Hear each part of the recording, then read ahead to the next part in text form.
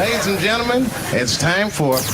It's the Real Jonathan Smith Show on Indy Sports Ticket, 1430 AM and 99.5 HD2. What's going on? It's the Real Jonathan Smith Show here on Indy Sports Ticket. Happy Monday. Preseason football games are done. No more preseason games coming your way. Only the real thing is in front of us now, September 5th. That is the official start of the NFL football season. We had week 0 of college football over the weekend. Saturday was just beautiful. Woke up, played some pickleball in the morning with my wife and some friends, came home, showered, ate an awesome lunch, and I watched Georgia Tech knock off 10th ranked Florida State. And then the nightcap, SMU Nevada, was a great game. Oh, it was fantastic. Watched a little Caitlin Clark during that as well. Just a beautiful, beautiful weekend. Yesterday, watched some preseason football, watched the Titans. I watched Will Levis, made some Titans fans on Twitter upset. That was fun. I'm going to get into all that with Brent Dougherty, I believe that's how you pronounce it. He's the afternoon drive host on 104.5 The Fan in Nashville, which obviously, they cover the Titans. So he's joining me top of the hour, 11 o'clock. Cannot wait for that. But I have to start the show with our girl, the most popular person in sports right now, Caitlin Clark. And I also have to talk about Angel Reese, because the Angel Reese Army, the Reese's Pieces, as they are now called, which I got to admit, that's a pretty good nickname. That Angel Reese Army is back. They're running their mouths. And every time Angel Reese fans talk about basketball and they talk about how great Angel Reese is, it just continues to prove that they know absolutely nothing about basketball. It's so incredibly annoying. And if you've missed it, in Angel Reese's last 3 games, she has grabbed 20 rebounds or more, 62 rebounds total in her last 3 games. The last rookie in either the NBA or the WNBA to record 3 straight 20 rebound games was Shaquille O'Neal. Now people are going absolutely nuts. Oh my goodness, Angel Reese, she's such a great rebounder. Oh man, this is out of this world. Oh my gosh. Just so over the moon about her rebounding ability, even though half of her rebounds come off of shots that she misses. And while people, that love Angel Reese or don't like Caitlin Clark, because those two people are one and the same, they're just ignoring some of the most important things that you have to mention whenever you discuss Angel Reese. Okay, they're just ignoring the fact that she's 15 of 44 shooting in those last 3 games. That is 34% from the field, which when you're a power forward and all you take is layups, that is horrendously bad. Okay, she's awful offensively. But the Caitlin Clark haters and the Angel Reese supporters just can't seem to see that. They're going on and on and on about the rebounding. Oh, 20 rebounds, 3 games in a row. Right? And they're just ranting and raving. And it's so annoying. I hate it so much. Because it would be one thing if all that they were doing is talking about how great of a rebounder Angel Reese is. If that's all that they wanted to say and they wanted to move on, then I would have no issue with it whatsoever. I'd be slightly annoyed, and then I'd move on. I'd be like, this isn't a topic. But it's become a topic because they can't just say that Angel Reese is a great rebounder. They have to say Angel Reese is a great rebounder and Caitlin Clark turns the ball over too much, which is true. But that's the issue that I have with it. Okay, because while Caitlin Clark undoubtedly has a turnover issue, she doesn't really have any other issues outside of that. Meanwhile, Angel Reese, while she is a great rebounder, she's not a good passer. She doesn't finish around the rim. She's not a very good defender. So it's just, oh my gosh, it's so incredibly frustrating. And look, once again, they're right about the Caitlin Clark turnover thing. Okay, Caitlin Clark, she had 7 turnovers on Saturday against the Lynx, in which the Indiana Fever lost 90-80. And maybe if it's 3 turnovers instead, maybe the Fever pull that game out. I don't know. But, just looking at the last 3 games, because that's what Angel Reese fans want to focus on right now, because that 20 rebound streak is impressive. But over these last 3 games, Caitlin Clark has committed 17 turnovers. It's not good. Okay, while I have been, I would argue, on the forefront of praising Caitlin Clark, of pointing to all the good that she has done and how good of a basketball player she is, There's a reason why she is third in the MVP in the MVP odds right now. If you go to FanDuel or DraftKings or wherever you like to do your sports gambling, like there's a reason for that, and the reason is she's good at everything except for not turning the ball over. And while I've praised Caitlin Clark throughout the year for the shooting and how great of a passer she is and how much she has improved on the defensive side of the ball, I have been critical of the turnovers. Okay, with that being said, though, like she has clearly been awesome outside of that. Okay, and while, the Angel Reese lovers and the Caitlin Clark haters are, ranting and raving about Angel Reese and the 20 rebounds in her last 3 games, they're also missing out on the fact that the Chicago Sky are 0-3 in their last 3 games. That seems kind of important to me, considering that the Chicago Sky are currently the 8th seed, so they're barely holding on to a WNBA playoff spot. Like, that kind of seems important. Meanwhile, the Indiana Fever are 2-1 in their last 3 games. Just increasing the distance between them and the Chicago Sky for the 7th seed. Indiana Fever are also potentially going to grab that 6th seed, maybe the 5th seed if they can get really hot. We'll see what winds up happening there. But either way, while, Angel Reese fans just love the rebounding and the hustle, it's great. They're just completely missing out on all these other incredibly important things. Caitlin Clark is also shooting way better than 34% from the floor for the year, and especially in her last 3 games. She's 25 of 55 in her last 3 games, which is 45% from the floor. Okay, taking more than just layups. I also saw a stat the other day that when you look at the best finishers in the WNBA post the Olympic break, Caitlin Clark is third. She's converting like 68% of her shots at the rim, which is incredible given that she's a guard. Okay? And on top of her just shooting the ball better than Angel Reese, she's shooting 34% from 3 in the last 3 games, which is insane. Angel Reese is 34% from the floor in her last 3 games. So over the last 3 games, the chances of Angel Reese making a layup and Caitlin Clark making a 3 are the exact same. That speaks to how insanely bad Angel Reese is in terms of, her offensive ability. It's so terrible. And in addition to the much better shooting, Caitlin Clark is obviously a better passer.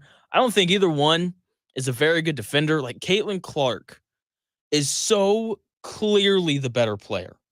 So clearly the better player. And I said this last week, I believe on Thursday.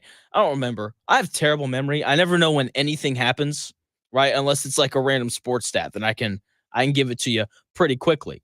But Caitlin Clark is so clearly the better player. And I said this last week.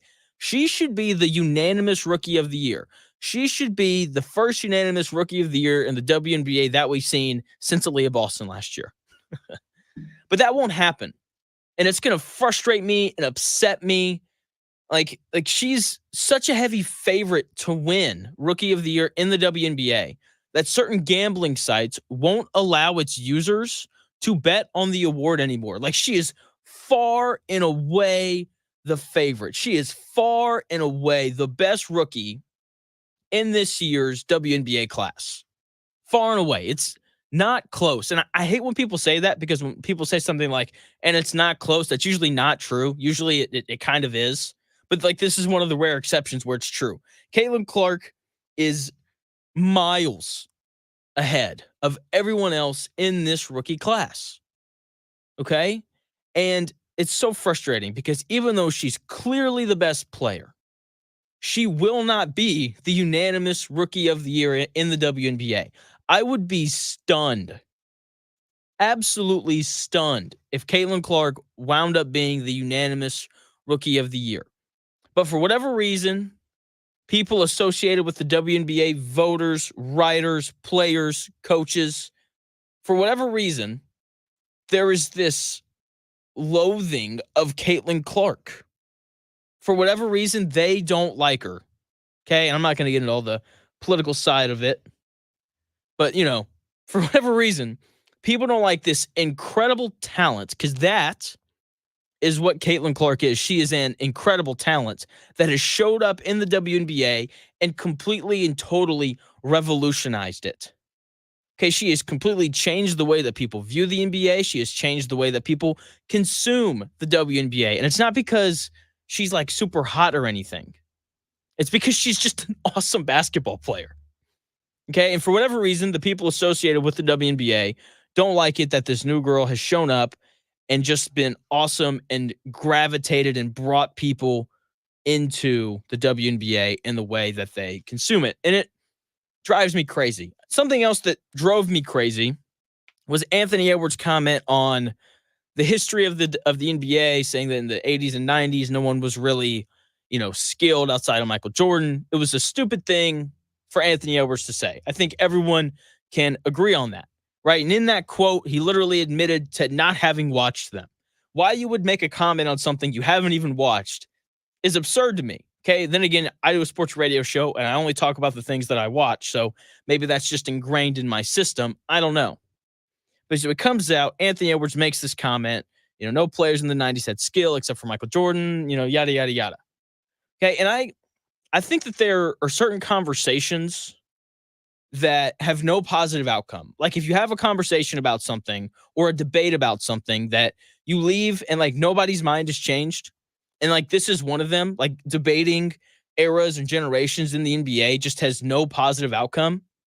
Okay. Another one is conversations about politics with the opposing side. Like you have this long 30-minute heated debate about whatever you want to talk about, and both people just leave really upset. That's what this NBA cross-generation conversation is. Someone just winds up with their feelings hurt. Okay. And whenever you enter that conversation, nothing good happens. Okay. All it does is get people riled up. And Magic Johnson was riled up by this comment that Anthony Edwards made. Right. So Stephen A. Smith, he was at the Fanatics Fest in New York. I think he was doing like a live podcast from there. He had Tom Brady on. It was a very well done interview. Tom Brady said some interesting things. I didn't agree with all of it, but it was interesting. And Magic Johnson was also at Fanatics Fest, and he was a guest on Stephen A. Smith's show. And Stephen A., being a good interviewer, asked him the question that we all wanted the answer to. Hey, Magic Johnson, what did you think about Anthony Edwards' comments saying that players in the 80s and 90s didn't have any skill outside of Michael Jordan? And you looked at Magic Johnson, and look, Magic Johnson's just the nicest guy. Okay, his Twitter, it's nothing but positivity. Okay, he couldn't handle being a part of the Lakers front office because in being part of the Lakers front office, you had to say bad things about other people. He couldn't handle it, so he left. Okay? I mean, it's just, oh, man. So, Magic Johnson, super, super nice guy. And so he's asked about Anthony Edwards' comment, and his response was, quote, "I never respond to a guy who's never won a championship." And then everyone in the audience starts clapping. And then he didn't stop. Like that would have been enough. He continues on and he says he didn't win a college championship. And, it's really funny because Anthony Edwards defenders were like, well, they had COVID that year and there wasn't an NCAA tournament. It's like Georgia was terrible. They had a losing record. They weren't going to even make the tournament. And then Magic Johnson continues on and says, I don't even know if he won a high school championship. And it's the absolute best response that Magic Johnson should have given. It was so incredibly funny because, like, it's one thing if Michael Jordan says that, right? Because he's Michael Jordan and he's known as this fierce competitor, not afraid to like get after people and yell at dudes. But Magic Johnson is this like nice, smiley figure. Like I've never seen Magic Johnson like mad. Never seen him mad. Never seen him not smile. And while he's ripping Anthony Edwards for never having won anything in his life, he says it all with this big old smile on his face, and it's so funny. It was the perfect response. I love that Magic Johnson said that. And as I was thinking about this conversation and really just kind of this larger idea of comparing eras, like I have to ask this question: why is the NBA the only sports league that craps on previous generations? It's the only one. Okay, like when I look at Major League Baseball, I was thinking about this last night as I was watching the Orioles play the Astros. There is a profound amount of respect for baseball history amongst players, fans, and coaches. Okay, when I look at the NFL, same thing. Okay, there is a ton of respect for previous players, coaches, and eras. Okay, and like if you ask, NFL players or Major League Baseball players about the past, like there's this admiration for it. Okay, NHL, same thing. But for whatever reason, like that's just not the case with the NBA, and I don't feel like it's treated any differently from the other sports, right? Like NFL, like there's debates about who's the best running back ever and who's the best quarterback and receiver and all that kind of stuff. And Major League Baseball has debates about the exact same thing. And yet, for whatever reason, those sports just don't crap all over the previous generation, and the previous generations don't crap all over the current generation. It's an interesting divide between the NBA and the rest of the sports. And I think that social media is kind of partially part of why, you know, they get so twisted about it, but it's an interesting thing. I don't understand it. I feel like it's a conversation that if you comment on it, nothing good is going to happen for you. Nothing good is going to come of it. Loaded show today. Loaded show today. Top of the hour, Brent Dougherty of The Zone in Nashville 104.5. He's going to join the show. We're going to talk AFC South. I'm going to get his thoughts on the Titans. How does he think that they stack up in the division this year? His thoughts on Will Levis, who statistically was good yesterday, but I didn't think that he was all that good. So he's coming on top of the hour, 11 o'clock, to talk about that. I'm actually going to get into that a little bit in this next segment. I also have a take on Anthony Richardson and the importance of him running in this Colts offense this year. That's coming your way here in 4 minutes.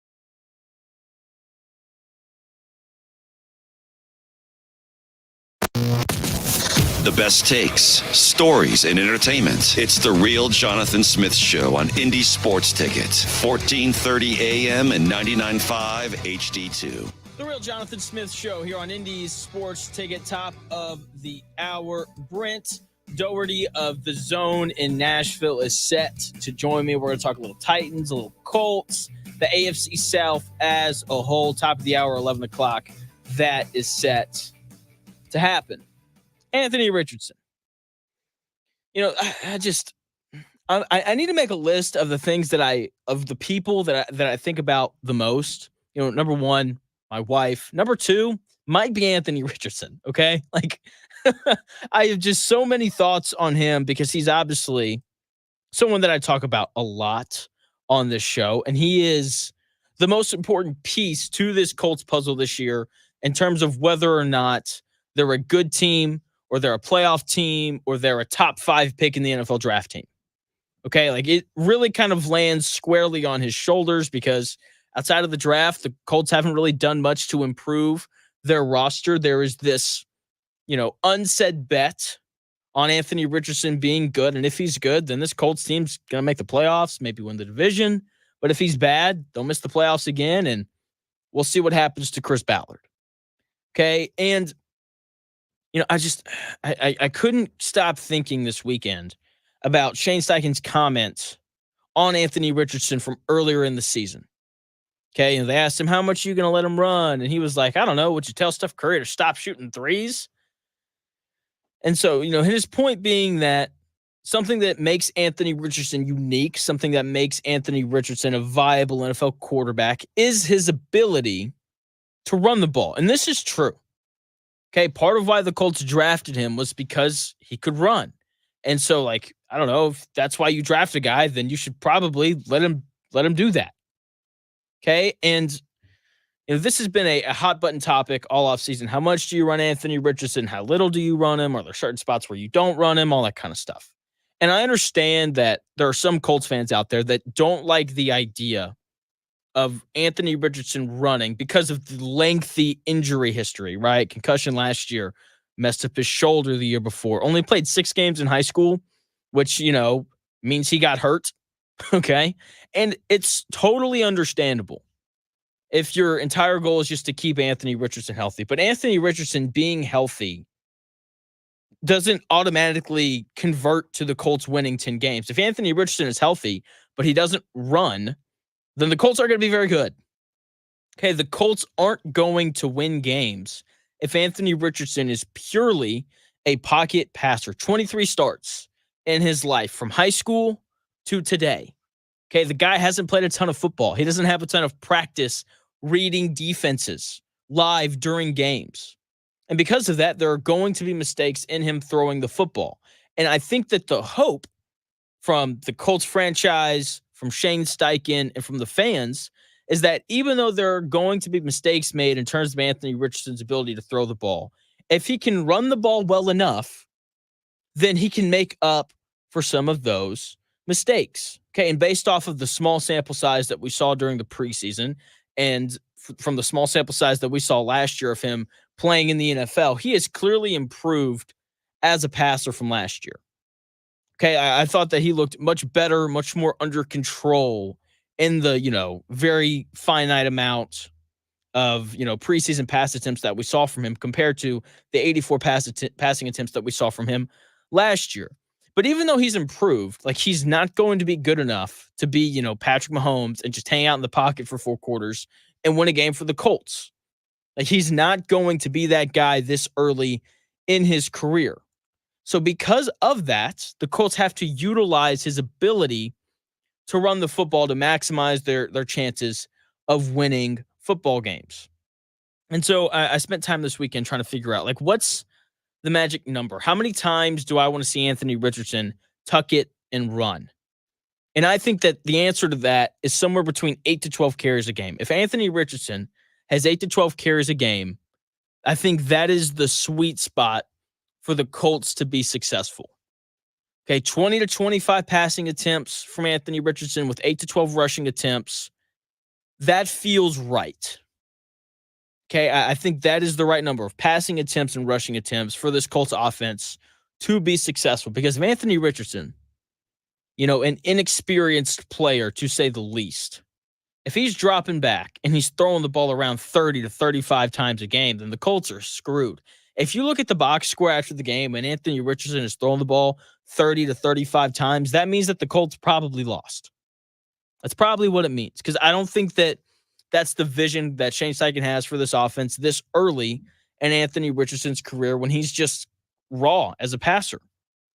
Okay, so I think that they're going to look to run him a fairly decent amount, turn around, hand it off to Jonathan Taylor. Hopefully, he can stay healthy this year. He's missed more games these last 3 years than Christian McCaffrey, who's, notorious for missing games.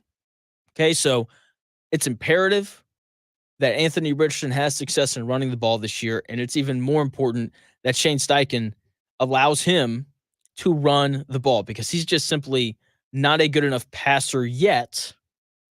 Not a good enough passer yet to, lead this Colts team to victories based solely off of his arm strength. Even though, he had one good drive against the Bengals that got me excited. Hopefully that got you excited as well, because he looked really good on that drive. But from that point on, it didn't look very good. Anthony Richardson, started 7 of 8 in that final preseason game against the Bengals, and, got everyone excited. And, you could have made, an argument that, he should have just been pulled after that. That way we could all leave with positive, happy things to say about it. But, they kept him out there and he started to struggle. And I watched the Titans game yesterday because the Titans employed a similar strategy in terms of the preseason snaps for Will Levis as the Colts, right? Play him a little bit in game 1, sit him game 2, game 3, run him back out there for a couple of possessions. And on paper, Will Levis had a good day yesterday. 7 of 8, 114 yards, no touchdowns, no picks, efficient. That's what the numbers tell you. He was accurate, all that kind of stuff. But, man, I got to tell you right now, I was not impressed by Will Levis yesterday. So he threw the ball 8 times, and I sat back and I watched it the first time, and I was like, I don't know, that felt like an easy 7 for 8. So I rewinded, I went back through those first 2 possessions again, and I charted every throw that Will Levis made for the Titans. And what I wanted to see was how far is he really throwing the ball down the field? So of his 8 passes, only 3 of them went further than 5 yards in the air. Okay, he had a couple, multiple throws into the flat. He had a couple of screens that worked out really well, which obviously helped his overall yards. But in terms of his ability to push the ball down the field, we didn't really see it. Okay. And then it's oh, well, what about the other 3 passes? One was a 22-yard completion to his left. Another was a 20-yard completion to his left. And then he took an end zone shot that if Calvin Ridley hadn't gotten a hand on, it would have been intercepted. It's oh, well, what about those 2 deep throws? On the first one, it was off of a pick play.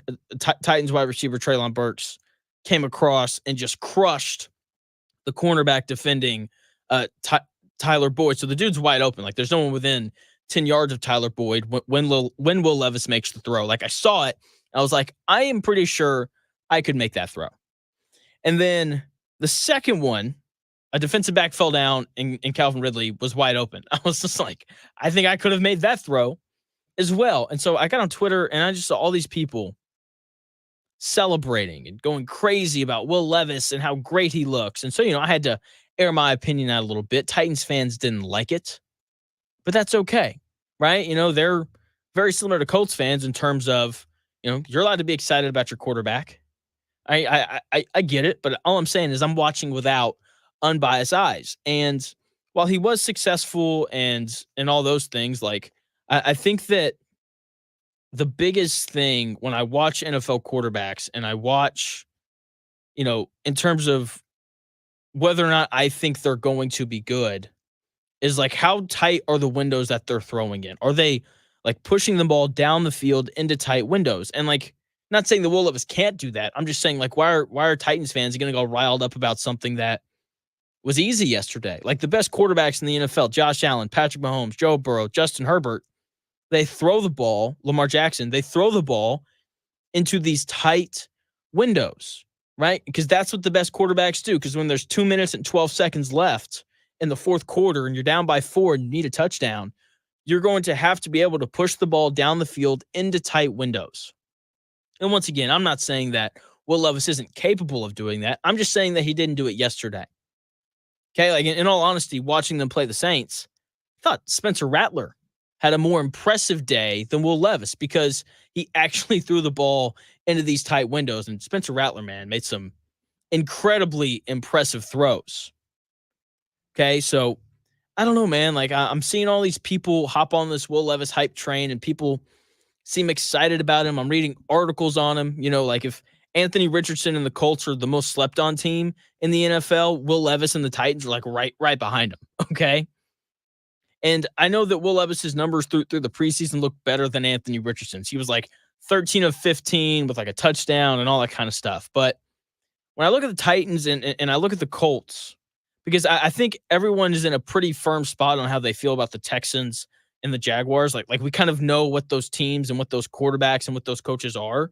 Meanwhile, when we look at the Colts and the Titans, there's just a million question marks of like quarterback. I don't know. Brian Callahan in Tennessee, it's his first year. We don't really know. We saw Shane Steichen with Anthony Richardson for 12 quarters last year. Like we think Shane Steichen's a good coach, but like we don't really know. It's only been one season, right? There's a lot of question marks for both of these teams. And, whichever team winds up being better is going to be whichever team has a better quarterback play. Like if Will Levis plays better than Anthony Richardson this year, then the Titans are likely going to finish above the Colts. And if the Colts, if Anthony Richardson plays better, then the Colts will finish above the Titans. And when I look at the preseason production, I'm not really impressed by either. Like I still have a lot of questions about Anthony Richardson, and I still have a lot of questions about Will Levis. The questions are different. For Anthony Richardson, it's, can he consistently be accurate? For Will Levis, it's, can he consistently make good decisions? Hey, can Brian Callahan make this stuff easy for him? And maybe he can, maybe he can't. I don't really know. But it's something that I'm fascinated to see when we look at the AFC South. I do think that this is the story because we all have an idea of what Trevor Lawrence is. Everyone seems to think that CJ Stroud is going to be great. What does Will Levis look like? What does Anthony Richardson look like? And the answer to those questions is going to greatly impact the outcome of the AFC South and the AFC playoff race. Because I think that whoever finishes second in the AFC South is going to go 10-7 and be a wild card team. Okay? Because whoever the bottom two teams are on the AFC South, they probably aren't going to be very good. That's just, based off of what we've seen in the preseason and based on the talent in the division. I mean, I think that that's kind of how it's going to pan out. The bottom two teams in the AFC South aren't going to be very good. Something that was really good, though, over the weekend. Week 0 of college football. I want to touch on that because college football is awesome. Week 1 is going to be incredible. We got games all next weekend. We've got games on Saturday. We got games on Sunday. We got games on Monday night. A lot of college football coming up this next weekend for week 1. And, Deion Sanders has to be in the center of attention. But I guess that the attention has to be positive or else it's not allowed. Deion Sanders banned a reporter. And it was incredibly soft. I'll tell you why it was soft when we come back here in 4 minutes.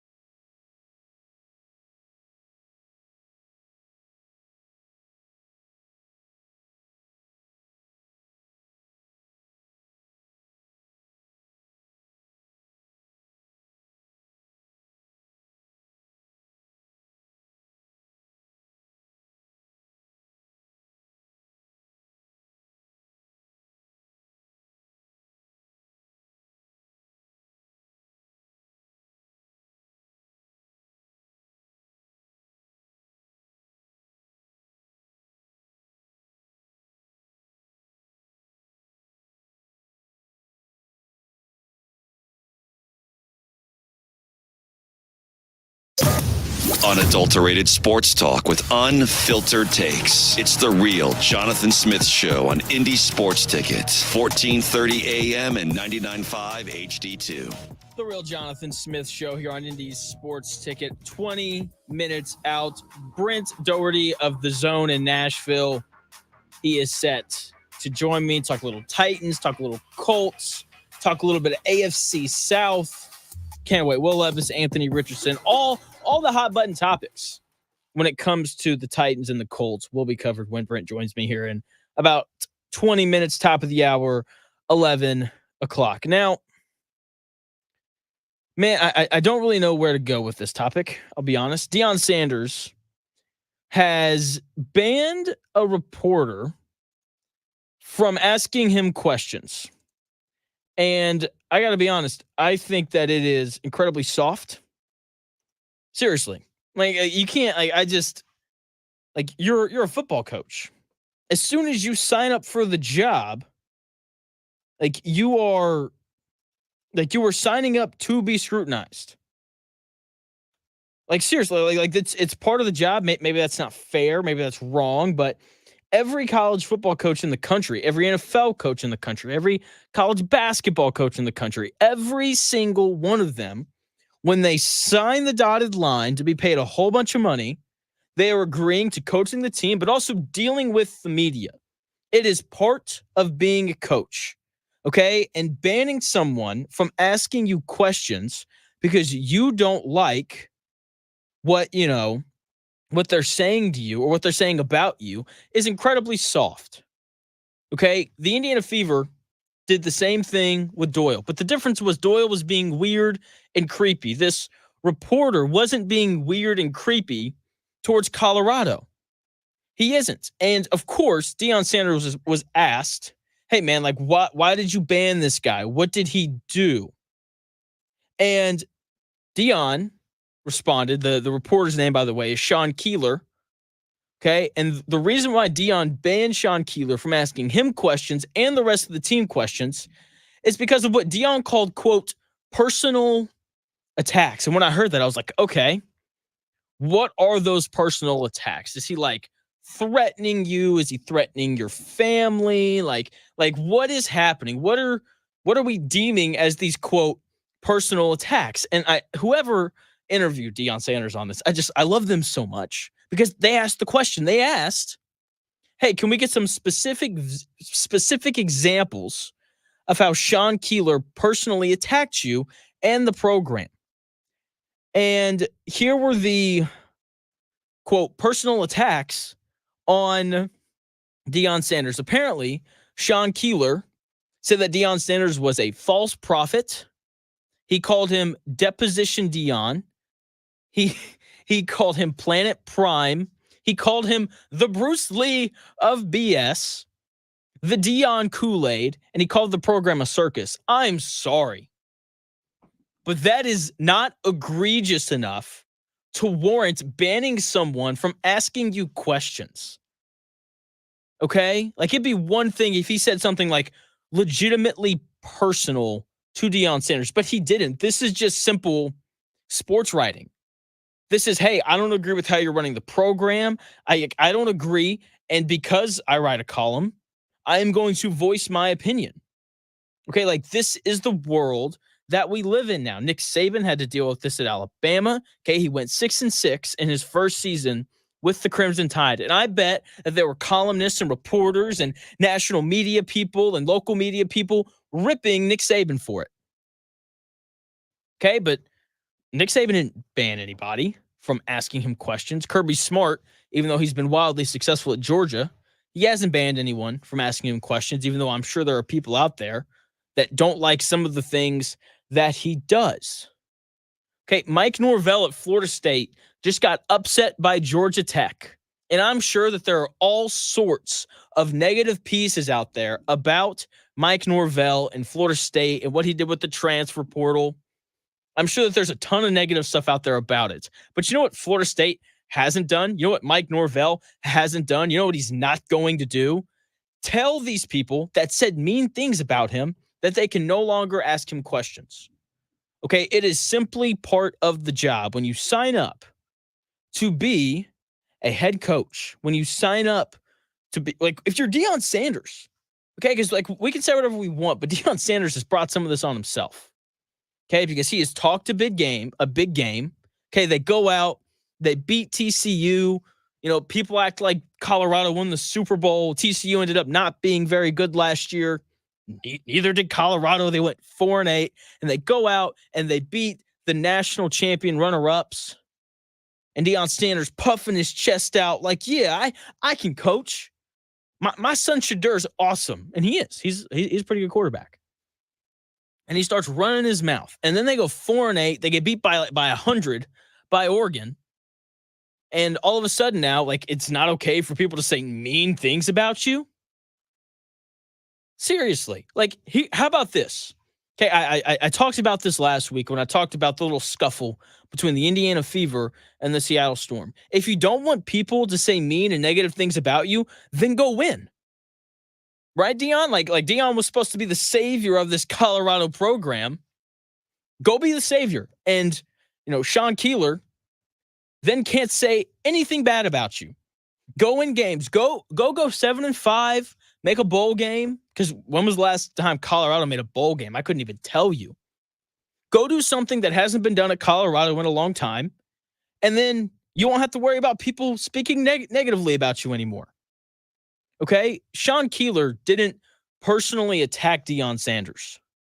He didn't. He called him a false prophet because Deion Sanders talks a lot. Okay? He called him Planet Prime because, let's be honest, deem yourself prime time. You're probably a bit about yourself. Okay, the Deion Kool-Aid, because once again, Deion likes to talk. Like this, I don't see any sort of personal attack. Calling the program a circus based off of the report that Athlon Sports let out. I mean, I understand that. That kind of makes some sense to me. Come on now, Deion. What you did is soft. Okay, you signed up for this when you signed the dotted line to be the head coach at Colorado. Okay, and every coach signs up for it when they agree to go coach anywhere. You have to deal with media. You have to deal with people not liking what you're doing. And it's not fun. It's hard. Okay? But just because you don't like what someone said about you doesn't mean that you should be able to just eliminate them from the equation and not allow them to ask you questions. Okay? It's soft. Plain and simple. It's incredibly soft. And, I thought we get a little more toughness out of Deion Sanders. But then again, when you refuse to tackle anybody for, your entire NFL career, then, it makes a little bit of sense that he would be a little soft. Now, moving on to the positive side of college football. Week 0 delivered, baby. When was the last time that week 0 was actually good? I can't remember. Okay, I love college football. I watch week 0 every year. Usually get bored and turn games off at halftime because none of them are ever really close, right? Usually that real love for college football that I have starts to come out during week 1. Okay, week 0 is oftentimes an appetizer before the real games start. Okay, games like Georgia Tech and Florida State are usually given just a ton of fake hype. The hype is usually more centered around the excitement that college football is back, not that the game is going to be good. I mean, come on now. Like, Florida State was they were a 10.5-point favorite, right? And so games like that, they're often given all this hype, and they never live up to it. But on Saturday, for the first time ever, the headliner of week 0 actually lived up to it. The game was great, Florida State and Georgia Tech. If you didn't watch, you missed out because it perfectly embodied everything that's great about college football. This team in Georgia Tech that hasn't been good in a long time, a team that has moved away from, running the triple option and all those things. They've moved away from that. They've modernized their program. And this is the first year they actually don't have, 100 running backs on their roster. They come out and they upset 10th ranked Florida State, a game-winning field goal to upset a top 10 team. Like, that is what college football is all about. It's about the craziness and the upsets. It's awesome. Okay? And somehow, some way, watching a quarterback at his third school in 3 years is also what college football has become about. DJ Uyunglele. Like, he was at Clemson, 3 years ago, and then, or 2 years ago, and then last year he was at Oregon State, and now this year he's at Florida State, right? Just bouncing around.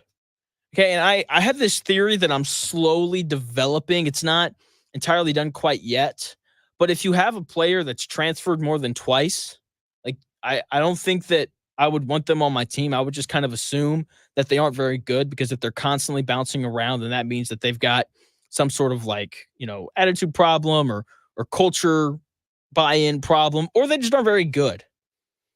Okay, and I sit back and I'm watching DJ Uyunglele, and I'm like, he's kind of helping my theory out here.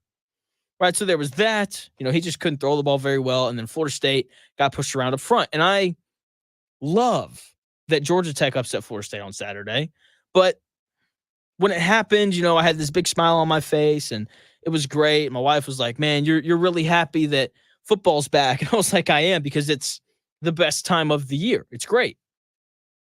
But that kind of joy was kind of wiped off my face relatively quickly, because the loss just doesn't really mean anything. Part of the joy in the upsets was it totally ruined the other team's season. And the Florida State loss to Georgia Tech doesn't really mean anything. Okay, Georgia Tech proves to be an average team, like everyone kind of projected them to be. Then in the past, before this year, it would have ended Florida State's playoff chances. And that's just no longer the case. And some people would say that's a good thing. I would argue that it's not, because part of the joy of watching college football was knowing that every single game mattered every single week. But let's just be honest here. If Florida State goes 10-1 the rest of the way, they'll still make the playoff. And this week 0 upset that was awesome won't mean anything. It won't. And I don't want to make this about Florida State, because Georgia Tech was awesome and they were fun to watch, and they ran the ball incredibly well. The way that they built that team is just incredible. It's all these, you got your 5 offensive linemen, but then all the skill players are short, quick, fast, and love to block. The way that the receivers were blocking Florida State was impressive. Right? And, back to what I was saying about Florida State and just college football in general, part of the fun of college football used to be the pressure that came with every single game. If you were Ohio State, or you were Michigan or Alabama, and you walked into play, Georgia Tech or Iowa or any other just kind of average school, there was this immense amount of pressure, because everyone knew before this year that you had to go nearly perfect. Maybe you could get away with one loss if it was to another great team. But outside of that, you had to be perfect to make the playoffs and potentially win the college football playoff. It's part of what made the sport great. Just the amount of importance on every single game. Right. And if you were a fan of a team that wasn't one of those dominant schools like Michigan or Ohio State or Alabama or whoever, part of the excitement was oh, we've got, Alabama coming into our building tonight. Man, if we win, we can ruin their season. Right. And this game will live on for forever. Right. That's kind of how it worked. And that's just not, that's not a thing anymore. Georgia Tech didn't ruin Florida State's season.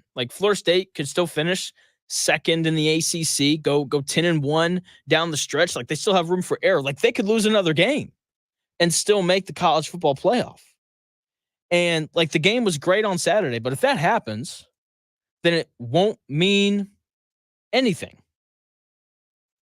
And that's kind of disappointing for me, because that was one of the draws for me for college football. It was oh, every game carries an immense amount of weight. Right?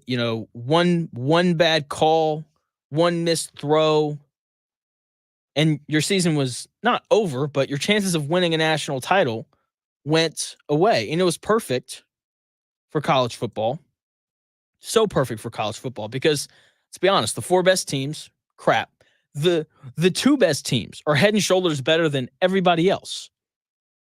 That's just kind of the world of college football. Alabama and Ohio State, or Alabama and whoever the second best team was, Clemson there for a couple years, they were always miles better than everyone else. They were the Caitlin Clarks to the Angel Reeses, just way better, and it was blatantly obvious. And like that was kind of the draw. And like those two teams would be perfect. And then they'd play in the national title game and it'd be great. But that's just not the case anymore. Now we're going to have teams that go 9-3. Teams that lose a quarter of their games are going to have a chance to win the national title. And in a sport like college football, where the distance between good teams is pretty large, I just don't think that a 12-team playoff is the best way forward. But, we got to give trophies out to everybody now. So congratulations, 12-team playoff. Congratulations, Florida State. You still have a chance, even though you weren't very good on Saturday. Joining me in 5 minutes, Brent Dougherty of 104.5 The Zone in Nashville. Talk a little Titans, a little Colts, the AFC South in general. That's coming your way here in 5 minutes.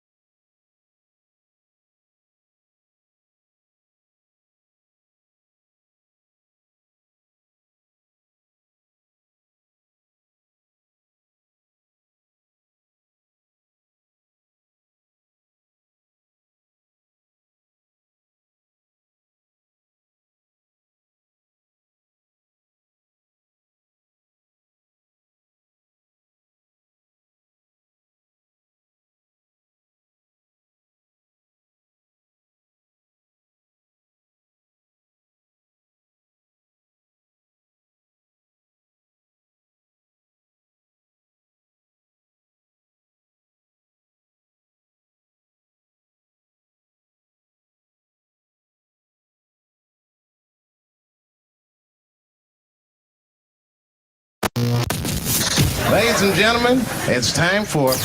It's the Real Jonathan Smith Show on Indy Sports Ticket, 1430 AM and 99.5 HD2. What's going on? It's the Real Jonathan Smith Show here on Indy's Sports Ticket. Hope you guys had a great weekend. I know I did. Joining me now from 104.5 The Zone in Nashville, Tennessee, Brent Dougherty. Brent, what's going on, man? Hey, Jonathan, what's up, man? Man, I'm doing pretty well. Watched a lot of football over the weekend. So glad that the college football's back. Watched your guy, Will Levis, yesterday. Made some Titans fans upset with my tweets. That was fun. But you know, it was a pretty good weekend, man. I really can't complain. Thanks for doing this, man.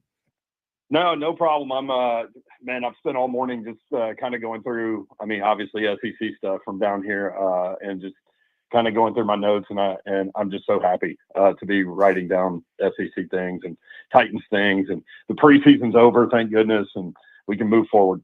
That's exactly right. So with the preseason being over, one of the big offseason storylines was obviously the Titans fire Mike Vrabel, which was a little controversial given the respect that Vrabel has, and they bring in Brian Callahan. What have your thoughts been on Callahan so far through the preseason? Obviously, we don't get to see the full offense, but you know, you're down there, you've been around training camp and stuff. So how's all that been? Yeah, it's interesting. You've got now 3 play callers that have not called plays. So that's going to be interesting. He handles the entire offense, and he's meticulous about it. He's very forthcoming, which is great for what we do. And then he's turned the defense over to Denard Wilson, who, when he got the job, said he was going to attack, and that's exactly what they've done. They blitzed on the first play of preseason football, and they've continued to do that. So that'll be interesting to see. It's just brand new, so it's been kind of fun. Yeah, the firing of Vrabel, I guess, was surprising to national media or people outside the market, not so much here. Anxious to see what Brian Callahan does. The offense is completely different. Obviously, Derrick Henry moving away, and this is the first time that it hasn't been like a single back dominated offensive scheme since the Titans moved here 25 years ago. So it's going to be fun. It is, and the Titans I find so incredibly interesting. Once again, joined by Brent Dougherty from The Zone in Nashville. So they bring in a new head coach. They've got a new young quarterback, which usually points to rebuilding. But then you look at their offseason, and it's like, you know, obviously they bring back D-Hop. They sign Calvin Ridley. They bring in Jamal Adams to play safety. They trade for L'Jarius Sneed. Like, they've brought in some kind of older, more established players. Is the expectation in Nashville like to win right now?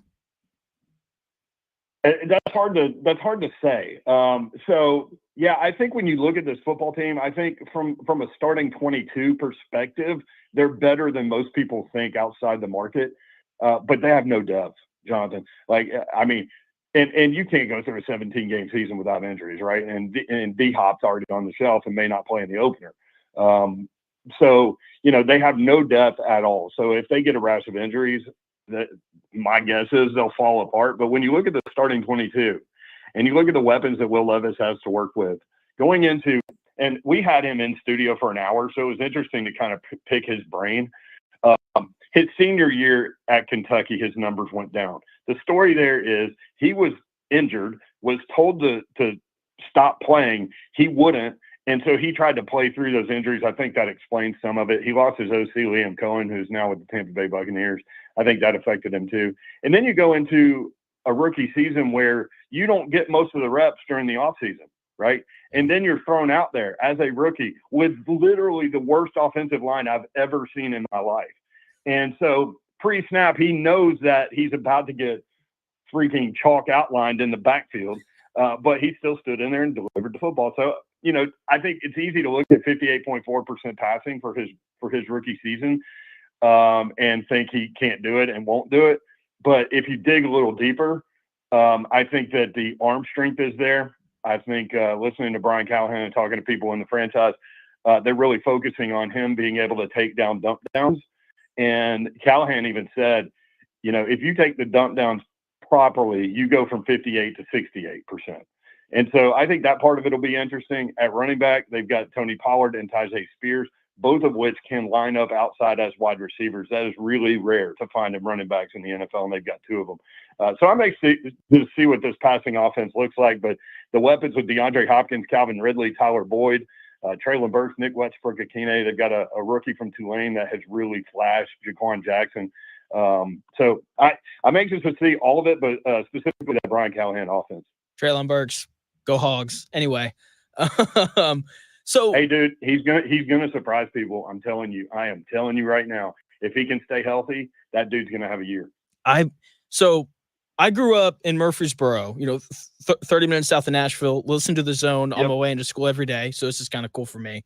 But my dad is from Arkansas. So we grew up Arkansas fans, and Traylon Burks was awesome. I remember part of why the Titans traded away A.J. Brown was because they knew that they were going to draft Traylon Burks. And so I hope you're right.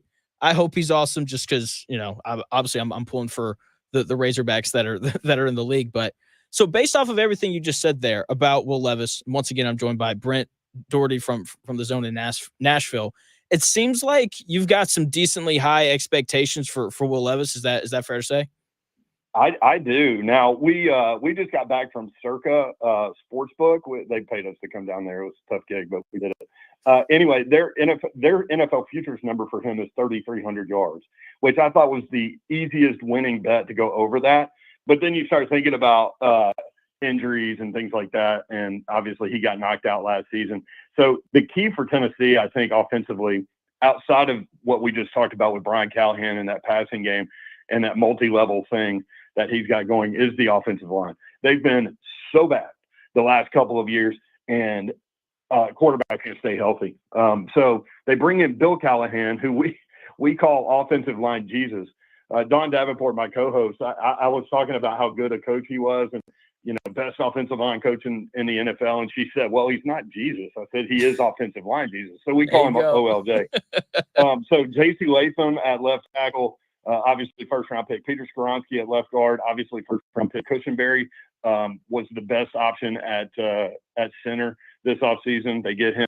The key is the right side of the offensive line, and that's what they've been working through during the preseason. But the offensive line has been better. Brian Baldinger has been doing, Baldy's bits or whatever he calls that, about the Titans' offensive line being better. So they've got to be better up front. They've got to protect Will Levis. If they do, I think he has a big year. They looked really good yesterday in their game against the Saints. I know that it was against backups, so it doesn't show everything. And I thought Will Levis's numbers looked good after the game. I went back and I was watching the drives. I didn't feel super impressed. I didn't feel like he made any tough throws, but based off of what you're saying about Brian Callahan, and he wants for Will Levis to be more willing to take the checkdowns, I guess that he had a pretty good game based off of what the Titans kind of wanted to see from him. I think he executed exactly what they wanted to do in the first preseason game and in this one. First preseason game, they were working on the checkdowns, and he did that, and they scored in both drives. And this one, they were working on screen passes, which they executed well. He had a couple of balls down the field. Calvin Ridley was wide open on one of them, so easy throw there. But 7 of 8, 118 yards, I think, yesterday. But more than that, it's never about numbers in the preseason. So we had Taylor Lewan in studio and asked him, what should fans look for in preseason games? And he said, absolutely nothing. And he's like, nothing. He goes, literally, I could get beat on a play, but it's because, like, in a game, I would work that situation differently, but I might be working on something that you don't know I'm working on. And it just didn't match up with whatever that rep was, And so that's a good point. But, from a fan perspective, I think the Titans fans are excited. They go 3-0 in the preseason, first undefeated preseason since 2003. Oh, wow. First time with 30 points in any game, preseason or regular season, since December of 2021. So, there's some positivity going into the season. But again, the Vegas win total for the Titans is 6.5. Okay. So that kind of tells you where people think they are. It really is. But hey, man, 3-0 in the preseason, hang the banner, right? Yeah, they really should. That would be funny, man. Put up a plaque in the facility. Well, I mean, undefeated preseason. The Colts hung one for being the runner-up in the AFC, 10 years ago. So you can hang a banner for anything as far as I'm concerned. Hell yeah, especially when you don't get them. That's right. Joined by Brent Dougherty from the Zone in Nashville. I want to kind of move out to the whole division now. What are your thoughts on Yeah. the Colts and Anthony Richardson? Because I think that people have a general idea of what Houston's going to be. I think we've got a general idea of what Jacksonville's going to be. The Colts and the Titans are kind of the two wild cards within the division. So what are kind of your thoughts on the Colts? So, okay, you want to start with the Colts. It all hinges on Anthony Richardson, right? Like, is he the guy or is he not? And, some of the Bengals players were making some comments about how he was a one-read guy and all he did was run and all these things. What I saw from him at Florida, he's an interesting prospect because he made so many like flash plays at Florida that you could put together a 4-minute tape and do draft coverage and watch this guy play and think he's going to be the best quarterback in football. But when you actually watch games in their entirety, you get a different take of what Anthony Richardson was. Doesn't mean he can't be great, but he was cut the field in half guy. He was a one-read guy, and he made splash plays every once in a while, but there was no consistency. They weren't a good football team, and part of that was because of his inability to be consistent and get the ball where it needed to go. So I don't know what Anthony Richardson is, which means I don't know what the Colts are. Is that fair? That's totally fair. And that's like the takes on Anthony Richardson have been so interesting to me because there's some people, like you have both people on different sides of the spectrum of like, this guy's going to be awesome. He just needs some time. Yeah. And then you got other people who are like, this guy is terrible. The Colts need to draft a new quarterback immediately. And that doesn't happen very often. Usually people are kind of in the same boat. And, I'm kind of in can we like maybe wait and see? The guy started 23 games from high school until now. Like maybe he just needs some reps before we figure out who he's going to be. My question, you talk around and this isn't just like talking to my friends about Anthony Richardson. This is talking to people that are in that business, right? And like, to your point, you get very different takes. And it's funny to me that happens. So Marcus Mariota was kind of the same guy. Not the same player, but in terms of like what he was going to be when you talk to people around the league. And then he ended up being a guy that, had moments for sure. But when you talked with people within the organization, they'd be like, yeah, he made this play and ran this guy over, but he missed a wide open receiver that would have been a touchdown, and just didn't have the vision for it. So that's my question about Anthony Richardson. Does he have the vision for it? Can he get the ball to the right guy where the OC wants to get the ball? Or does he take off running and risk injury? Yeah, that's the other thing, man. You got to stay healthy. And apparently he was sliding at training camp, which I think is a great sign of like, because, when you're in the red jersey, like no one can touch you anyway. So if you're sliding, that tells me that you're really like thinking about the importance of that. So we'll see. Yeah. The Colts are. I guarantee you that was a talking point in the offseason from the coaches. Guaranteed. Oh, it should have been. And I'm interested to see how much they run him because Shane Steichen has talked about how like, telling Anthony Richardson not to run is like telling Steph Curry to not shoot threes. And I was like, that's a bit much for me, but like, I get it. And so that balance is going to be an interesting part of the Colts and how they operate. Once again, joined by a weird analogy because it's not like Steph Curry is going to get run over as he shoots a three. Yeah. And the other thing is like, you know what I mean? Yeah, that's what I said. And I was also like, unless Anthony Richardson's the best running quarterback ever, then, this doesn't really make a ton of sense, but he is pretty good. He is pretty good at it. But, he is. The Titans got him last year. So, all right. Well, all my fantasy friends are super excited about him, and I'm like, all right, guys, he's got to play. We'll see if he can actually stay on the field. Once again, joined by Brent Dougherty of The Zone in Nashville. Are you buying into the Houston Texans hype? Because I feel like the national consensus is the Texans are by far the best team in the division. I don't really know about that. How do you kind of feel about Houston heading into the season? Well, I mean, let's go back to last year. We were convinced that they were the worst team in the division, right? Like, go back to win totals.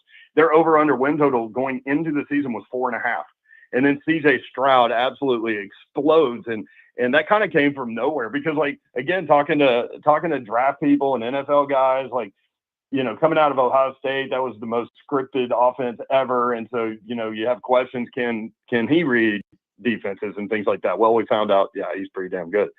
They bring in Stephon Diggs at wide receiver, Tank Dell, Nico Collins. I mean, they are loaded in terms of weapons. They're great on the offensive line. Here's the thing, though. The league always has counter punches, right? So Chip Kelly had success at Philadelphia, and I'll never forget him saying this. He was very forthcoming. He said, look, the league had a counterpunch for me. I didn't have a counterpunch for it. And so he went back to college football. So can the league adjust to what CJ Stroud does, or is he that good? And I think that's a big question. I think he's that good, but we'll see. Yeah, my thing on them is, so you remember 2 years ago when Jacksonville won the division, it felt like the Titans were going to win, and then Jacksonville kind of surged late and won. And then they go to the playoffs. They win a playoff game because they come back from down, like 35 or whatever it was against the Chargers. And then last year, everyone loved Jacksonville. And then kind of the same thing happened where Jacksonville gets out to this, they started like 8-0 or whatever. And then they were terrible down the stretch. And then the Texans got hot and they went out, and then they won kind of a weird playoff game where Joe Flacco threw, 5 picks or whatever. And now everyone loves Houston. So I'm a little wary of, because this kind of feels like what happened with Jacksonville last year, where everyone's in love with them and they're singing their praises. And I'm seeing people say like they could win the Super Bowl this year. And I'm like, can we maybe see it twice before we start going crazy? Yeah, that's where I'm a little cautious. I think from a roster standpoint, they're really, really good. And I think D'Amico Ryans is great as a head coach. So my guess is they will win the division and they'll go to the playoffs and have the ability, depending on matchup, to maybe win a game or two. I'm not putting them in the Super Bowl, but I think there's definitely room for growth there. I just come back to the question. The league always has a counterpunch for a young quarterback. So, we'll see. We will. 2 more questions for you, Brent, and then I will let you go. Thoughts on Jacksonville? I think they've had a sneaky good offseason, like bringing in Eric Armstead, bringing in, Gabe Davis. All the reports are that Brian Thomas Jr. is supposed to be amazing. What are kind of your thoughts and expectations for them? Brian Thomas Jr. coming out, I really liked his tape, but what I was told about him, he's basically a 9-route guy. Like, he's a deep route guy. So if he can develop the route tree and be better there, I think he's got a chance to be really good. Now, how quickly does that happen? I don't know. I think we'll see some splash plays from him on some deep balls, and then ultimately some room for growth. Gabe Davis, Christian comes over, Christian Kirk. The question for me about them, and from a Titan perspective, if you go back and look at the numbers, I can talk about all those other dudes. Calvin Ridley murdered them, probably why they went and got him. Evan Ingram, the tight end, always destroys the Titans. It's hilarious. So, I mean, you can look at every game and he's over 100 yards. My question about them is obviously with Trevor Lawrence, has he reached his ceiling? And what I mean by that is he still growing as a player? How much of the injuries contributed to kind of his not backslide? That's too tough a word, but he didn't really grow last year statistically. Yeah. I wonder how much of that was from injuries. But that's my question about Trevor Lawrence. Has he reached his ceiling? Yeah, it's a fair question. I don't think he has. Then again, I'll be a Trevor Lawrence believer till the day I die. So I'm probably not the best person to answer that question. Right. Well, it's good. It's good to disagree, man. If we all agreed on everything, this world would be a boring place. And sports radio would not be a thing. Yeah, that's true. Last question for you, Brent. So you mentioned it earlier. It seems like you think that the Texans win the division. How do you think it kind of plays out from there? Like, if you had to guess 1 through 4. I think the Texans win the division. I think if the Titans can stay relatively healthy and not have catastrophic injuries, I think they can finish second.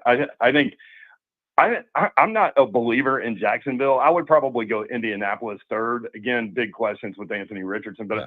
I think he's going to have a really good season if he can stay healthy. I think he's going to be able to run the ball and give them a dimension on offense that people are going to have to deal with and probably won't real well initially. So I don't know. Whoever like if Titans go 2-0 against the Colts, they finish second. If the Colts go 2-0 against the Titans, I think they finish second. Yeah, that's how I kind of feel about it when it comes to the Titans and the Titans and the Colts. Brent, thanks for your time, man. You were awesome. We're gonna have to do this again, especially when the Colts and Titans get revved up and ready to go and play each other. I appreciate you, brother. Thank you. You got it, man. Have a good one. That is Brent Dougherty of 104.5 The Zone in Nashville. Great guy, great stuff there on the Titans. Smart dude. We only have the smartest people on this show. Brent definitely classifies as one of those guys. When we come back here in about 4 minutes, Caitlin Clark, Angel Reese, pick your poison coming your way here in 4 minutes.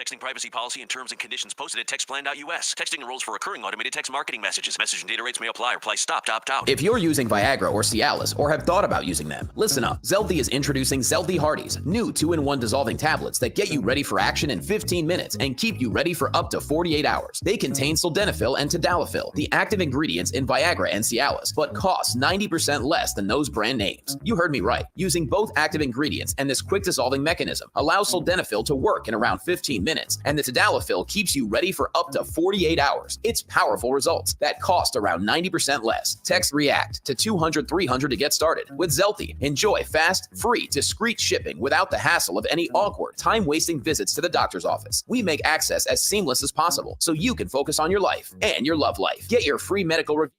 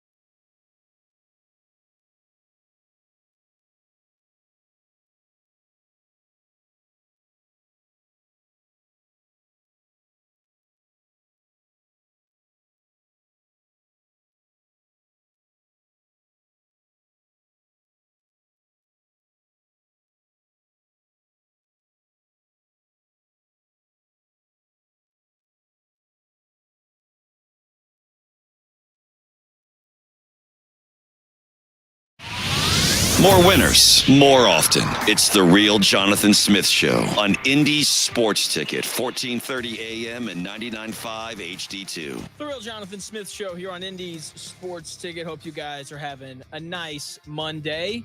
I know I am. Brent Dougherty of 99.5. 104.5 The Zone in Nashville. Joined me last segment. Talked a little Titans, Colts. Just an outlook on the AFC South in general. If you missed that, you can get that on the podcast that drops after the show. Just go to Apple, Spotify, wherever you get your podcast. Search for the Real Jonathan Smith podcast, and it should pop up for you. Now, we have an interesting situation in the WNBA where you can pick your poison. Okay, would you rather have Caitlin Clark and her turnover woes, or would you have Angel Reese's incredible rebounding ability, but the inability to make layups? Though, those are your options for Rookie of the Year. I think the answer is pretty clear, but that isn't keeping these Angel Reese Army people, the Reese's Pieces as they're called, from opening their mouths and proving that they know absolutely nothing about basketball. Okay, in Angel Reese's last 3 games, she's had 20 rebounds in all 3 of them. And I got a text or an email from one of the salesmen here, and he was like, apparently in Angel Reese's last game, 5 of her offensive rebounds came off of her missing shots. Okay. And her just rebounding her own miss. So I don't know, but over the course of her last 3 games, she has recorded 62 rebounds in total, at least 20 rebounds in all 3 of the games. And that is currently all the rage. It's all that the Angel Reese, WNBA, Caitlin Clark haters want to talk about. Angel Reese, 20 rebounds. Angel Reese, 20 rebounds. Yada, yada, yada. 20 rebounds for Angel Reese. Yippee. Great for you. Okay, great for you if you ignore the fact that her team lost all 3 games. Okay, and if you ignore the fact that she's 15 of 44 shooting in those games, that is 34%. And as you know, she's a power forward. It's not like she's shooting, 28 feet away from the basket like Caitlin Clark is, okay? Most of Angel Reese's shots come right at the rim, and she can't convert. 34% shooting as a power forward is horrendously bad. Okay, she is terrible on offense. But the Caitlin Clark haters and the Angel Reese supporters just can't seem to see that. Okay, so they're going on and on and on about Angel Reese, 20 rebounds. Angel Reese, 20 rebounds. All that good stuff, which is fine. Okay, everyone has a favorite player. I get it, okay? And everyone likes their favorite player for different reasons, okay? But, you can like your player and not just crap all over other people. And that's kind of where my issue with these Angel Reese people kind of, comes to fruition, right? Because they can't just say Angel Reese is a great rebounder. They have to say Angel Reese is a great rebounder and Caitlin Clark has a turnover problem. That is the frustrating part of this, right? And when we look at Caitlin Clark's last 3 games and we compare them to Angel Reese's last 3 games, it's not even a contest. Caitlin Clark is clearly miles and miles better than Angel Reese. Okay, sure. Caitlin Clark has committed 17 turnovers in her last 3 games. She had 7 on Saturday against the Lynx. Okay, it's not good. It's not. Okay, I've been one of the first people to say that. Okay, I've praised Caitlin Clark an absurd amount this year, just on and on and on, because she's awesome. But I've been critical of the turnovers. Okay, with that being said, she's been awesome outside of that. Okay, the Fever are 2-1 in their last 3 games compared to the Chicago Sky's 0-3. And that seems kind of important considering that they're both holding on to the 7 and 8 seeds in the playoffs currently. Okay, Caitlin Clark also isn't shooting 34% from the floor. Okay, she's 25 of 55 in her last 3 games, which is 45% from the floor. That is 11 percentage points better than a power forward, which is that shouldn't happen.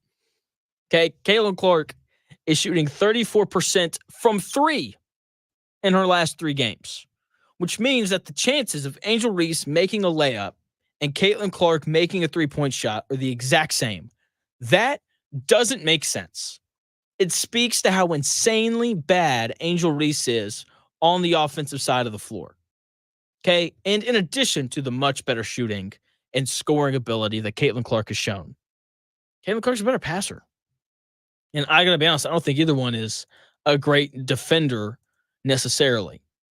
Okay, Caitlin Clark is clearly the better player. And she should be, like I said last week, she should be the unanimous Rookie of the Year.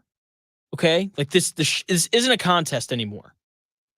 But it's not going to happen. She's not going to be the unanimous Rookie of the Year, even though she is such a heavy favorite to win Rookie of the Year that certain gambling sites won't allow its users to bet on the award anymore. She is that heavy of a favorite to a point where they're like, there's no point in even having people bet on this. Okay, she is clearly the best rookie. It is not close. Okay, it's like Caitlin Clark, the Pacific Ocean, and then the second best rookie in this WNBA in the WNBA this year. It's not close. Okay, she's clearly the best rookie. She's third in MVP odds for this season, but she won't be unanimous, which is incredibly frustrating for me because for whatever reason, people don't like that she's just shown up and completely changed how people view the WNBA. People don't like that she's shown up and had all this success. People don't like that she's shown up and brought new viewers for whatever reason. Okay, and it's incredibly frustrating. And the fact that people don't like her, the fact that that is what's going to cost her an opportunity to be the unanimous Rookie of the Year is just wrong. No other way around it. Moving on now to football. Anthony Richardson has to run this year. Okay, if I made a list of the people that I think about the most, My wife is number one, and like Anthony Richardson would probably be number two. Okay, so I was thinking about him over the weekend and just his ability to run the ball. Okay, like he has to run the ball this year. It's imperative. It has to happen. Okay, and I know that Colts fans, me included, don't exactly love the idea of Anthony Richardson running the ball because of the injuries, which is understandable. But the Colts aren't going to win games if their entire offense is handing it off to Jonathan Taylor and making Anthony Richardson sit in the pocket. It's not going to happen. Okay, based off of the small sample size that we saw in the preseason, I think Anthony Richardson has improved as a passer from last year to this year. Then again, we didn't see a ton in the preseason, and we didn't see a ton last year. But he still isn't going to be good enough to stand in the pocket for 4 straight quarters and win a game for the Colts. Okay, he's not going to be good enough to do that. So because of that, the Colts have to find other ways to be productive offensively, and I think that's going to come through running Anthony Richardson. 8 to 12 carries a game. That's what I want to see from him. I think that's the sweet spot for the Colts to be successful. Okay, 20 to 25 passing attempts for Richardson with 8 to 12 rushing attempts. Like that feels like the right number for the Colts offense to be successful. Okay, like if Anthony Richardson's throwing the ball 30 times a game, 35 times a game, then the Colts aren't going to win anything, and they're going to finish last in the AFC South. Okay, if that's the story of this year, Anthony Richardson dropping back, throwing the football 35 times a game, Colts aren't winning anything. The only thing that they're winning is like the number 3 overall pick. Okay, and obviously, we don't want that. We want the Colts to make the playoffs. We want the Colts to be good. We want them to go 10-7, 11-6, potentially win the division, compete with Houston. All those, important things that we haven't seen from this Colts team in a long time. Okay, and I think that the answer to that, because if you watched Anthony Richardson this preseason, like he's a good player. He has potential to develop into a good player. We need to see a little bit more from him before we figure out if he's great or if he's terrible. But, I think as of right now, like you have to meet him where he's at, and where he's at in terms of development is he's just not ready to throw the ball 35 times a game like Mahomes or Josh Allen or one of these guys. Okay, Anthony Richardson needs 20 to 25 pass attempts a game, and let him run it 8 to 12, and outside of that, hand the ball off to Jonathan Taylor. That is the way for the Colts to win football games this year, and hopefully we see that. I upset some Titans fans over the weekend with a tweet. That's always fun. They're loving on Will Levis. I'm not. I'll tell you why when we come back here in 4 minutes.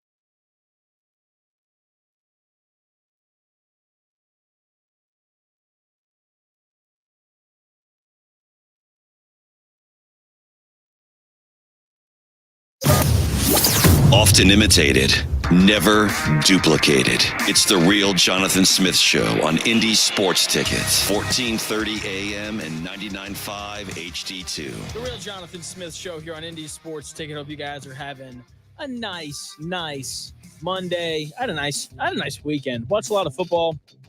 Hung out with the wife. It was good. It was nice. Made some Titans fans mad. That might have been the highlight. Titans fans going crazy about Will Levis and that performance he had against the New Orleans Saints backups. Oh, Will Levis is the guy. He looks amazing. I don't know. I wasn't that impressed. 7 for 8, 114 yards. Looks great on paper. The best quarterbacks in the NFL, though, are able to throw the ball in tight windows. And I didn't see any of that from Will Levis yesterday. So a lot of check downs, saw a lot of screens. Like when you look at, I charted all of his throws. He didn't throw the ball further than 5 yards down the field, but 3 times. And the 2 completions that he had beyond 5 yards down the field, one of them was off of a wide receiver pick. And the second one was because the defensive back fell down. Nothing impressive. Okay, the best quarterbacks in the NFL, they all have this in common. They have the ability to push the ball down the field into tight windows. That's what the best quarterbacks in the NFL do. That's what you have to do. Because when there's, 2.5 minutes left, you're down by 4, you need a touchdown, and the defense knows that you're throwing the football, like you have to be able to put the ball into these tight windows. And Will Levis, he just didn't do that yesterday. I'm not saying he's going to be bad. I'm just saying that, I didn't see him do anything crazy. I thought Spencer Rattler, backup quarterback for the Saints, was more impressive than Will Levis was because he actually threw the ball deep down the field into some of these tight windows, these tight NFL quarterback level windows that you have to be able to throw into if you're going to be successful when the defense knows that you're throwing the ball. Okay? And it's like I'm watching it and I'm on Twitter and I'm looking at all this stuff and it's like, I don't know, man. Like Will Levis is fine. He's average. Can we wait till the season starts? Like I'm sure that there are Colts fans out there panicking. Like Will Levis had better preseason numbers than Anthony Richardson. Like, okay, that's fine. Congratulations. You had better preseason numbers than Anthony Richardson. Hang the banner, I guess. But I just when I look at the Titans and I look at the Colts, because I do think that they're the 2 wild cards in this AFC South. Okay, like you look at the Colts and there's a bunch of question marks. You look at the Titans, new coach, young quarterback, a lot of question marks. And then you look at Houston, it's like DeMeco Ryans seems like he's a pretty good head coach. CJ Stroud seems like he's that dude. I don't know. I think I kind of know what they are. And I look at Jacksonville and I'm like, sneaky good offseason. Doug Peterson seems like a pretty good coach. Trevor Lawrence, maybe some questions there, but all in all, probably like a fringe top 10 quarterback guy at worst. I don't know. I think I know what they are. That's fine. And then I look at Will Levis and the Titans. I'm like, I got questions. And it's the same thing with the Colts, and the questions are obviously vastly different. Like with Will Levis, is he disciplined enough to take the checkdowns? I had Brent Dougherty on of 104.5 The Zone, in Nashville, covers the Titans. He came on, and that was kind of the question he had. He's like, they're trying to get Will Levis to be more disciplined and to not just push the ball down the field every time, and that they need him to kind of take more checkdowns, right? So can he do that? Is he disciplined enough to not push the ball down the field too much? And then my question with Anthony Richardson is, can he be consistently accurate? That's the question for this year. Okay. And so there's these 2 different push and pull things that until we know the answer to those questions, we aren't going to know how good the Colts and how good the Titans are. So with the Colts, I hit on this but before we hit the break, but I think that we're going to need to see Anthony Richardson run the ball well this year because the accuracy just isn't going to be there all the time because he started 23 games from high school until now. That's it. He just hasn't played a ton of quarterback. And, which has led to all sorts of just awesomeness for my world of sports radio of some people love Anthony Richardson and they're like, just give him a little bit of time and he's going to be awesome. And then there are other people who are like, no, the Colts need to draft a new quarterback yesterday. And, we're going to see who winds up being right. I'm kind of in the middle of, I don't know. Can we watch? Can we see what this guy looks like? After, 8 starts, can we see if he's progressing and getting better? Right now, if he's getting worse or if he's staying the same and you want to say he's a bust, I probably won't agree with you. I'd probably be like, I don't know, can we see a little more? But I'd be inclined to be like, okay, fine, whatever, that's fair. So Colts, Titans, a lot of question marks. They're going to kind of dictate the outcome of this division. Just like if they're both good, then, obviously Jacksonville and Houston kind of suffer because of that. If they're both bad, then Jacksonville and Houston will be at the top. It's going to be quite the intriguing thing. Speaking of intriguing things, Colorado football. College football has started. Colorado was slated to get their doors blown off Thursday night at 8 o'clock when they take on FCS powerhouse North Dakota State. And, while North Dakota State is up there grinding away, working their tails off, getting ready for Thursday night football, Deion Sanders is worried about the wrong things. Instead of coaching his team, holding his team accountable, doing all those important things, Deion Sanders is out here banning reporters or a reporter from asking questions to anyone associated with Colorado. You can't ask Deion Sanders questions. You can't ask Colorado players questions. And I just find it incredibly soft. So incredibly soft. Okay? I firmly believe that dealing with the media is part of coaching.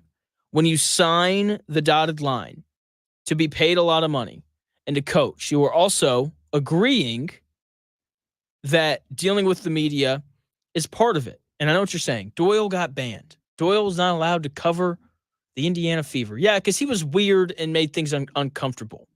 That is very different than what we're seeing happen with Deion Sanders. Deion Sanders banned Sean Keeler because of what Deion called, quote, personal attacks. And when you hear that, like, oh, personal attacks. Okay. Did he say something directly about Deion? Did he say something about his family? Because even though coaches are going to be questioned by the media, there's definitely a line that you cannot cross. So me being the curious person that I am, it's well, what'd the guy write? What'd the guy say that was so incredibly personal to Deion Sanders that he felt the need to ban him from asking questions? And thankfully, there was another reporter who had the same question, and he asked. And here's some of the phrases that Deion Sanders said that, Sean Keeler used as personal attacks. He called Deion Sanders a false prophet. He called him Deposition Deion, Planet Prime. He called Deion Sanders the Bruce Lee of BS, which is funny. Don't care who you are. He called Deion in this Colorado program, quote, the Deion Kool-Aid, and he called the program as a whole a circus. And as someone who has read a ton of sports articles and writing and things of that nature, none of these cross the line for me. None of these are egregious enough to warrant banning someone from doing their job. Okay, Sean Keeler clearly doesn't agree with Deion Sanders and the way that he runs his program. He clearly thinks that Deion Sanders talks too much. Okay, that's clearly what he thinks, and he is airing that out in his column. That's what columnists do. They have an opinion, and they write it out for everyone to see. Okay? And look, no one likes being called a name, okay? Totally fair. I don't like it. It's not fun, but you have to toughen up. Okay, when you were a head coach and you're someone like Deion Sanders who has anointed himself as prime time, which is a very look at me thing, when you do that, you're going to have people out there that don't like you. Okay? It's incredibly soft of Deion Sanders. It really is. It's so incredibly soft. Oh, he called me names so he can no longer ask me questions. That's just, it's soft. It's soft. And none of those names were, again, egregious enough to warrant banning someone. Right now, if he had said something over the line, like I said, then okay, cool, go ahead, ban him. But calling Deion the Bruce Lee of BS is not over the line. It's not. I'm sorry. Okay? The truth of the matter is Sean Keeler has an opinion. Deion Sanders doesn't like it, and he doesn't want to see it anymore, so he's banning him. That's really what this is. Okay? Deion Sanders, not tough enough to deal with some of the scrutiny that comes with being a head coach. And the frustrating part of all of this is that he's bringing a lot of this on himself. Deion Sanders, after they went on the road and they beat TCU last year to start the season, he opened his mouth, right? Started proclaiming all sorts of things, how great they're going to be and how he had kept receipts on the media and all that other kind of stuff. And then they went, 3-8 the rest of the way and got their doors blown off by Oregon, right? We got one of the best quotes ever from the head coach at Oregon. They're fighting for clicks and we're fighting for wins. It's great. Dan Lanning, great line, man. Loved that.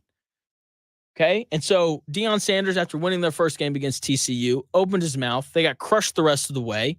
And because of that, there's been backlash. That's what happens when you lose as the Division I football coach, as a Division I football coach. No matter where you're at, when you lose games, you deal with scrutiny. You do. It's part of the job. Does it suck? I'm sure it does. It sounds terrible. But you signed up for it when you decided to be a head college football coach. Okay, I'll never forget when Alabama went 6-6 in Nick Saban's first year. People have the audacity to ask the question, is he the guy? Like, come on now. That's Nick Saban. He won a national title at LSU before that. Come on now. Like, when you sign up to be a head football coach, you sign up for scrutiny. You sign up to deal with the media. Okay? And look, Deion, I'm sorry that he called you names, brother, but it's not okay. And let's be honest, like we can't really be that surprised at how soft Deion Sanders is, can we? I mean, this is a guy who played in the NFL for a long time and refused to tackle. That just screams soft. Come on now, Deion. You got to toughen up a little bit. Another major thing, I wouldn't call it a major thing, but Anthony Edwards had a quote a couple weeks ago that really kind of shook up the basketball world when he said that, players in the 80s and 90s didn't have skill outside of Michael Jordan. Made a lot of people upset. A real spark there on Twitter. It was great. I enjoyed it. Let's be honest, it was dumb of Anthony Edwards to say something like that. Okay? And in the quote, he literally admitted to not having watched, which is that's just unfathomable to me, just as someone who only talks about things that he's actually watched. He said, yeah, I didn't watch, but those players in the 90s outside of Michael Jordan didn't have any skill. I was like, oh, okay. What a quote. And there are just certain conversations that like nothing good happens. Okay. Like there's no positive outcome. People just tend to leave a little more upset than anything else. Like for example, like if someone wants to have a conversation with me about politics, I usually say, nah, I'm good, because no matter what we say to each other, we're both just probably going to leave really frustrated. Okay. And comparing NBA eras and generations does the exact same thing. Okay? Like no one leaves that conversation smarter or happier. All it does is get people riled up. And Magic Johnson, one of the nicest guys in the history of the NBA, I would say, right? A guy who literally couldn't work in the Los Angeles Lakers front office because he couldn't stand like saying negative things about other players and writing negative evaluations. Like he quit because of that. He quit in the middle of the year, right? And so Magic Johnson went on Stephen A. Smith's show, and Stephen A. did a good thing, and he asked Magic Johnson his thoughts on the quote from Anthony Edwards about how the only player in the 80s and 90s who had skill was Michael Jordan.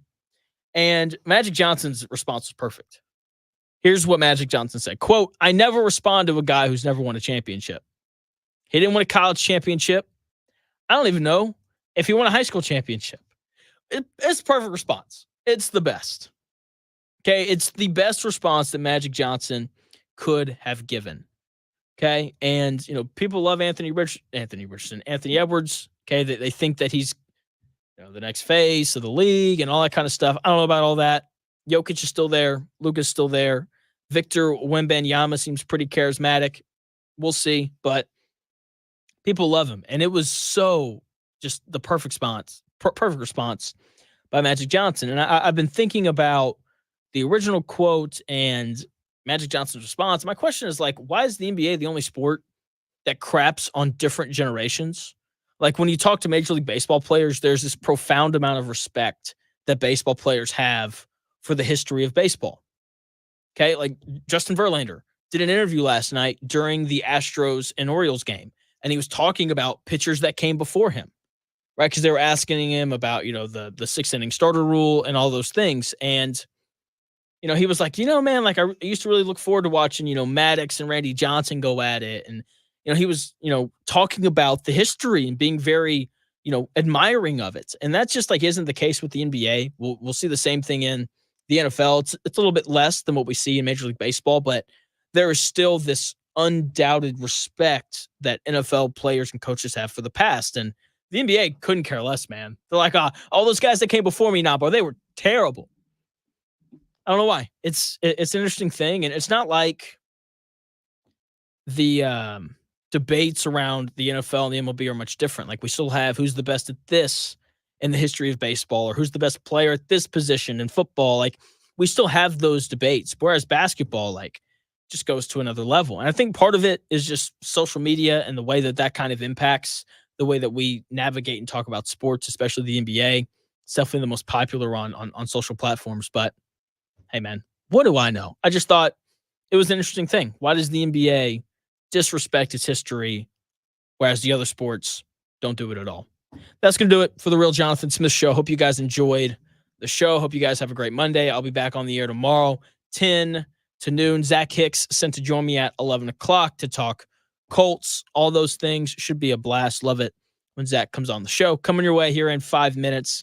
It's the Dan Dockett Show. Thanks again for tuning in. Follow me on Twitter at __ Jonathan Smith. Subscribe to the YouTube channel, Indies Sports Ticket. Have a fantastic day. I will talk to you tomorrow from 10 to noon. Coming your way. It's the Dan Dockett Show on Indies Sports Ticket.